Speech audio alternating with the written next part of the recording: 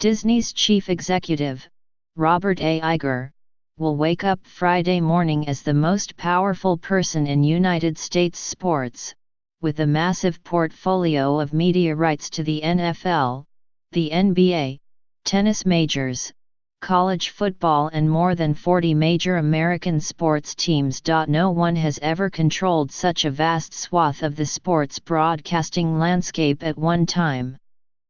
But the portfolio, expanded this week in a mega deal in which the Walt Disney Company bought most of 21st Century Fox, will not necessarily make other sports media moguls envious. Disney acquired 22 regional sports networks from 21st Century Fox valued at about $20 billion. But their long-term viability is questionable given consumers' rapidly changing viewing habits and the ongoing disruption in the pay television market, experts say. The regional networks give Iger an outsized sports kingdom, but many of them are widely considered undesirable. R.S.N.S seem to be the first thing that people want to get rid of, because it's so expensive, said Joel Lula, a longtime sports industry consultant who teaches sports media at the University of Texas. When the bundle completely frays, how many people are really going to want to pay that kind of money for R.S.N.S? The agreement adds properties throughout the country: Fox Sports Arizona, Fox Sports Carolinas, Fox Sports Midwest, Fox Sports West, etc. to Disney's widening ESPN umbrella.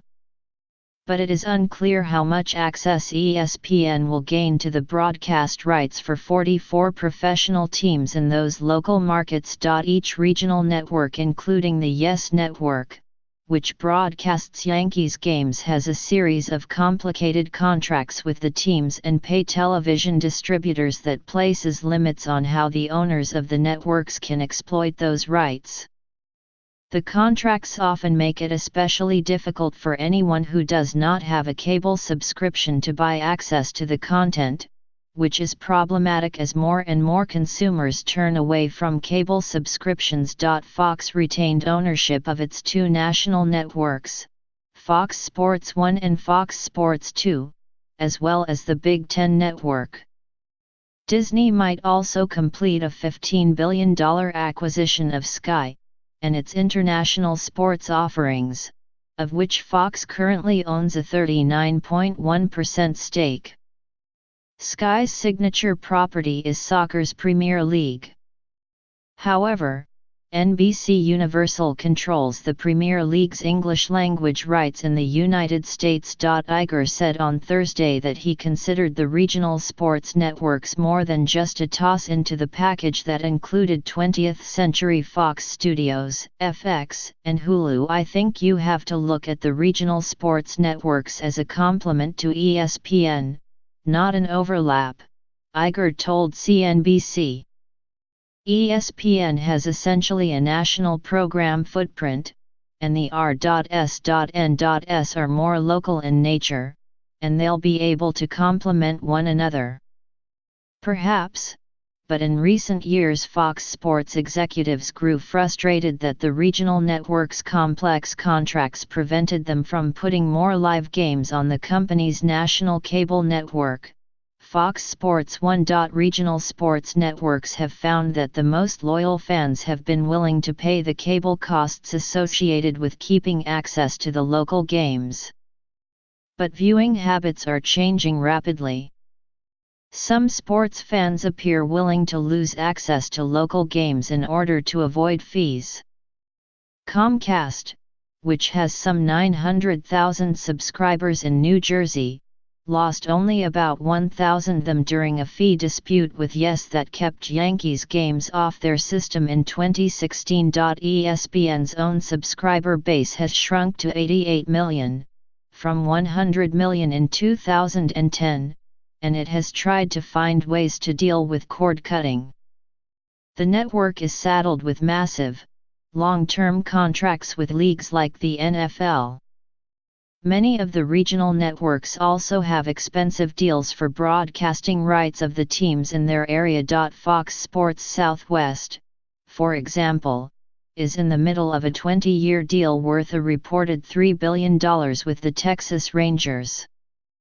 The ratings for broadcasts featuring two of its other top properties, the San Antonio Spurs and the Dallas Mavericks, fell by 34% and 47%, respectively, last season. Fox Sports Arizona is in the third year of a 15-year deal with the Diamondbacks worth $1.50 billion. Disney seems willing to overlook that in order to gain a more local footprint. Some of the regional channels are lucrative, such as Yes, which was sold to Fox for $3.9 billion in 2014. In 2016, a Nielsen study found that regional sports networks in certain markets, like Detroit and St. Louis, were more important to viewers than ESPN or HBO. Even with the cord cutters, you're still gaining 85 million subscribers, said Lee Burke, a consultant who co-wrote the original business plan for Yes Network. That's a substantial amount of revenue you can't walk away from. Disney's hope is that a new streaming service coming in May, ESPN Plus, will be able to recapture some of the viewers who have fled hefty cable fees. As an additional source for content, games from the regional networks could eventually appear on the service if contracts can be amended and fees can be agreed upon, reducing the network's reliance on cable in local markets.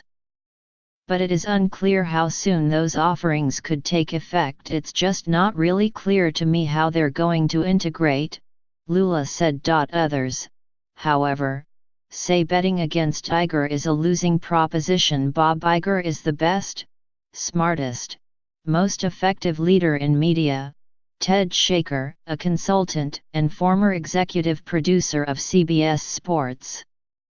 If he sees it, I think it's probably there.